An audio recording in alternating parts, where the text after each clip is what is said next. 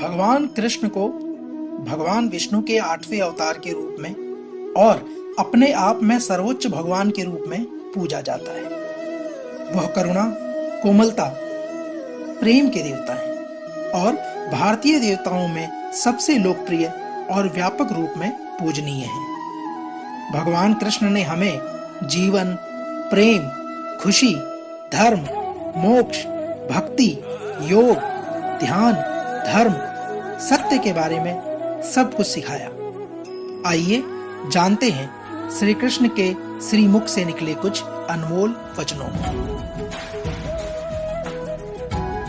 श्री कृष्ण कहते हैं, वह सब कुछ करो जो तुम्हें करना है, लेकिन लालच से नहीं, अहंकार से नहीं, वासना से नहीं, ईर्ष्या से नहीं, बल्कि प्रेम, करुणा, नम्रता और भक्ति के साथ।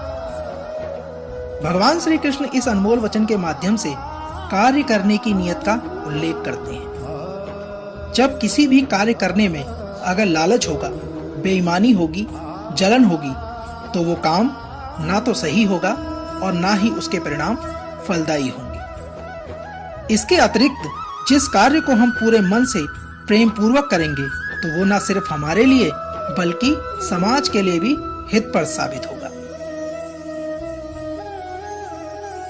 कृष्ण कहते हैं, नरक के 3 द्वार हैं, काम, क्रोध और लोभ। जो व्यक्ति कामी प्रवृत्ति का होता है, जिसके मन में लोभ होता है और जो अत्यधिक क्रोधी स्वभाव का होता है, उसके लिए नरक के द्वार सदैव खुले होते हैं। अर्थात ऐसे व्यक्ति को तो सिर्फ नरक में ही जगह मिलती है। जी हाँ, मैं ही सृष्टि का आदि, मैं ही मध्य और मैं ही अंत। भगवान श्री कृष्ण ही इस सृष्टि के पालनहार हैं। वही इस संसार की शुरुआत थे, वही मध्य हैं और वही अंत भी होंगे। कृष्ण कहते हैं, जो आप चाहते हैं उसके लिए नहीं लड़ते, तो जो खोया है उसके लिए भी मत रो। अर्थात मनुष्य सब कुछ चाहता है, पर सब कुछ उसे मिल नहीं सकता। आपको जो नहीं मिला उसके लिए पश्चाताप मत करो, और जो आपसे खो गया है, जो आपसे अलग हो गया है, उसके लिए भी निराश मत हो। श्री कृष्ण कहते हैं, मैं सभी प्राणियों के हृदय में स्थित आत्मा हूं। मैं सभी प्राणियों का आदि, मध्य और अंत भी हूं। हर व्यक्ति श्री कृष्ण से जुड़ा है और श्री कृष्ण हर व्यक्ति से जुड़े हैं। वही हमारे आदि हैं, मध्य हैं और अंत भी हैं। ठंड हो या गर्मी, सुख या दर्द का अनुभव अवश्य करें। यह अनुभव क्षण भर का है। यह आता भी है और जाता भी है। हमें सुख दुख को धैर्यपूर्वक सहन करना चाहिए। कृष्ण कहते हैं कि सब समय एक सा नहीं रहता। आज अगर दुख है तो कल सुख भी आएगा, और सुख के बाद दुख भी आना स्वाभाविक है। ऐसे समय पर आपको पूरे धैर्य और श्री कृष्ण पर विश्वास के साथ अपना जीवन निर्वाह करना चाहिए।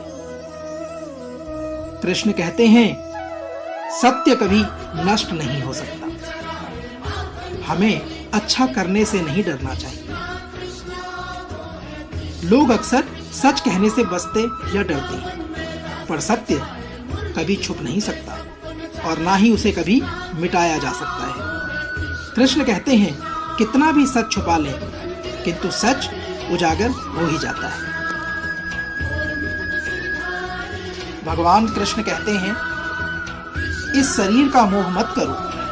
यह शरीर तो माटी है और माटी में ही मिल जाएगा। यदि कुछ अमर है तो वो है आपकी अंतरात्मा। ये आत्मा जो परमात्मा में मिल जाएगी। अमूमन हमने देखा है कि लोग अपने शरीर को सुंदर बनाने में लगे रहते हैं, पर आत्मा की सुंदरता शरीर की सुंदरता से कहीं ज्यादा महत्वपूर्ण है। यह शरीर तो नश्वर है, मिट्टी ही तो है, तो मिट्टी में ही मिल जाना है, पर आत्मा अमर है। इसलिए मनुष्य को हमेशा ही अपनी आत्मा की सुंदरता पर ध्यान देना चाहिए, क्योंकि आत्मा की सुंदरता आपको कृष्ण में लीन करने में संपूर्ण सहायक होती है। कृष्ण कहते हैं, जो हुआ अच्छा हुआ, जो होता है अच्छे के लिए होता है। कभी कभी विपरीत परिस्थितियां हमारी वर्तमान स्थिति को अच्छा करने के लिए भी आती हैं। मन चंचल है, इसे संयमित करना काफी कठिन है, लेकिन यदि हम अभ्यास करते हैं तो ये वश में हो जाता है। कृष्ण कहते हैं, मन चंचल होता है, यह इधर उधर भागता है और किसी भी कार्य में एकाग्रता का यह दुश्मन है। किंतु यदि यह व्यक्ति के वश में हो जाए तो इससे अच्छा कोई मित्र नहीं है। मनुष्य को चाहिए कि मन को एकाग्र करे और इसके लिए बस एक थोड़ा सा प्रयास और एक छोटे से अभ्यास की आवश्यकता है। मेरे लिए ना कोई घृणित है और ना ही कोई प्रिय, ना ही मेरे लिए कोई निर्धन है और ना ही कोई धनी। बस जो भक्ति भाव के साथ मुझे याद करते हैं, मैं उनका हूं और वो मेरे अपने हैं। ध्यान रहे, श्री कृष्ण उन्हीं के हैं जो श्री कृष्ण के हैं। भगवान तो बस प्रेम भक्ति भाव के भूखे हैं। जो भी उनकी भक्ति में लीन होता है, जो भी उनसे प्रेम करता है और उन्हें सच्चे हृदय से याद करता है, तो प्रभु सदैव उसका कल्याण करते हैं। कृष्ण कहते हैं, मैं हमेशा तुम्हारे साथ और तुम्हारे आसपास रहता हूं, चाहे तुम कुछ भी कर रहे हो। जब भी आप कोई बुरा कार्य करते हो या अच्छा कार्य करते हो, आपको लगता है कि कोई आपको देख नहीं रहा, तो कृष्ण कहते हैं कि तुम जो भी कर रहे हो, मेरी दृष्टि सदैव तुम पर है। इसलिए आप यह मत समझें कि आप अकेले हैं, आपके साथ भगवान श्री कृष्ण सदैव हैं। भगवान कृष्ण कहते हैं, इस शरीर का मोह मत करो, यह शरीर तो माटी है और माटी में ही मिल जाएगा। यदि कुछ अमर है तो वो है आपकी अंतरात्मा, ये आत्मा जो परमात्मा में मिल जाएगी।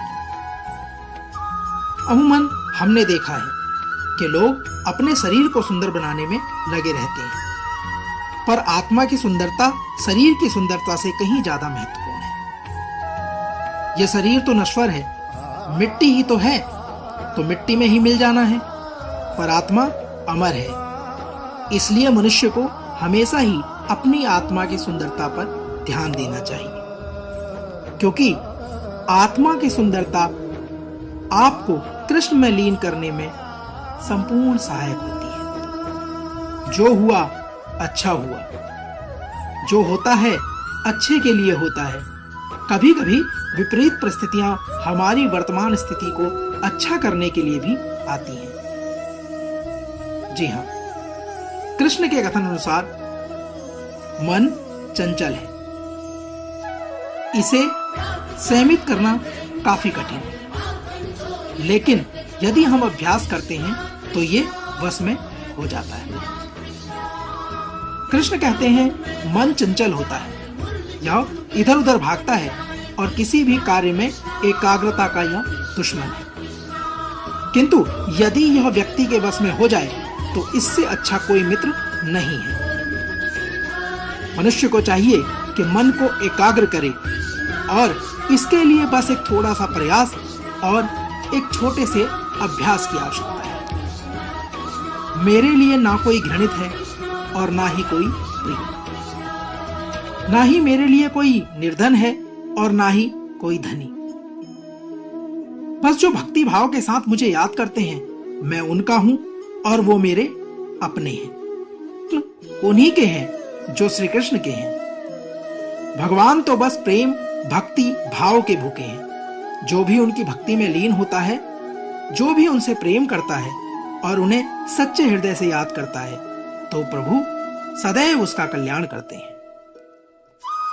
कृष्ण कहते हैं, मैं हमेशा तुम्हारे साथ और तुम्हारे आसपास रहता हूं, चाहे तुम कुछ भी कर रहे हो, जब भी आप कोई बुरा कार्य करते हो या अच्छा कार्य करते हो, आपको लगता है कि कोई आपको देख नहीं रहा, तो कृष्ण कहते हैं कि तुम जो भी कर रहे हो मेरी दृष्टि सदैव तुम पर है। इसलिए आप यह मत समझें कि आप अकेले हैं, आपके साथ भगवान श्री कृष्ण सदैव हैं। जो कुछ हुआ अच्छे के लिए हुआ, जो हो रहा है अच्छे के लिए हो रहा है, और जो होगा वह भी अच्छे के लिए होगा। कृष्ण कहते हैं कि जीवन में हमें सदैव सकारात्मक रहना चाहिए।